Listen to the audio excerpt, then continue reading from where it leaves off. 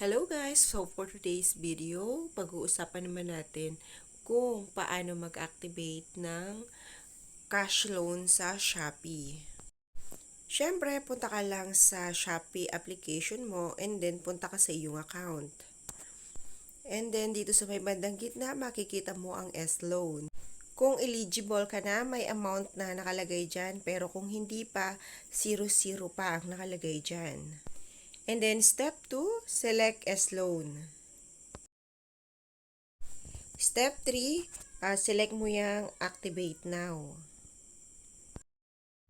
And then, syempre, bago ka makautang, kailangan mo na nilang i-verify yung number mo.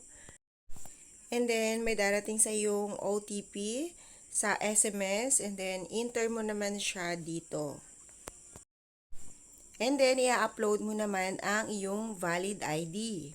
So, sa Shopee, pwede ang UMID, driver license, passport, PRC ID, or postal ID, or Phil ID, yan yung ating national ID.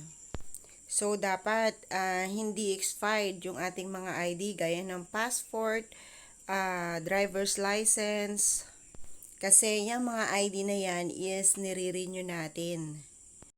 Front and back nga pala ang kailangan sa pagpicture dyan sa ating ID. So, nakalagay naman doon kung front yung hinihingi or back yung hinihingi nila. At next, kapag okay na ang iyong ID, so dito naman tayo sa form. I-fill out mo lang dyan yung mga hinihingi nila. Gaya niyang nationality mo, pero dapat Pinoy ka talaga. Date of birth, birth of place, employment, kung nagtatrabaho ka, at kung ano ang pangalan ng company mo na pinagtatrabahuan mo, and then level of your education, monthly income mo, syempre pinagbabasihan dyan kung may kapasidad ka ba na magbayad sa ilo-loan mo. So, your emergency contact, so kung hindi man asawa mo or kapatid mo na pwede nang lang tawagan kung sakaling hindi ka nila makontak. So, after mo, mailagay na dyan yung mga information mo, dito naman tayo sa terms and condition. At dahil yan ay online loan lang, kaya kailangan mo mag-agree sa kanilang term and condition.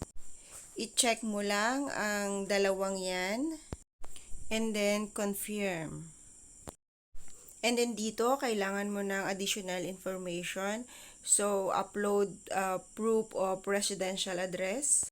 So, nasa Google naman yan. Kapag tinype mo yung address mo, lalabas dyan. And then, link to Facebook. So, click mo lang yung link now. And then, i-connect mo sa iyong Facebook account. And then, next, upload proof of income. So, halimbawa, yung iyong payslip. So, i-upload mo lang dyan. Pero yung sa akin, hindi na kasi ako nag-upload niyan. Pero, okay naman. Pero kung siguro gusto mo mas mataas at malaki naman yung monthly income mo, so pwede rin na i-upload mo talaga para mas mataas ang offer sa'yo. At kapag na-i-upload mo ng lahat, so next mo lang. And then ngayon dito naman tayo sa facial verification. O di ba ang dami bago ka makautang. Ganun talaga.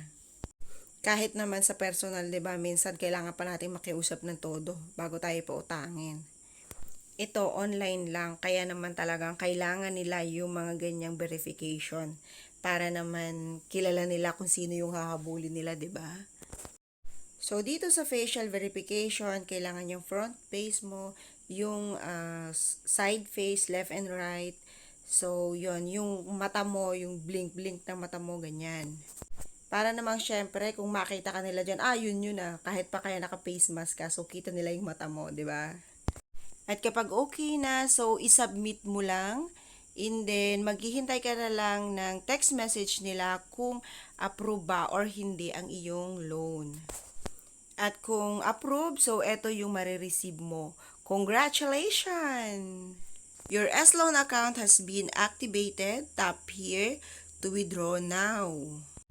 At syempre, pupunta ka agad doon para naman ma-withdraw mo na agad. Huwag mo nang patagalin pa, baka ma-withdraw pa ng iba. So, hanggang dito na lang. Thank you for watching. So, I hope nakatulong sa inyo ang video ito. Please subscribe kung hindi ka pa nakaka-subscribe. And like and share na rin para sa ating mga friends. Thank you for watching. Bye!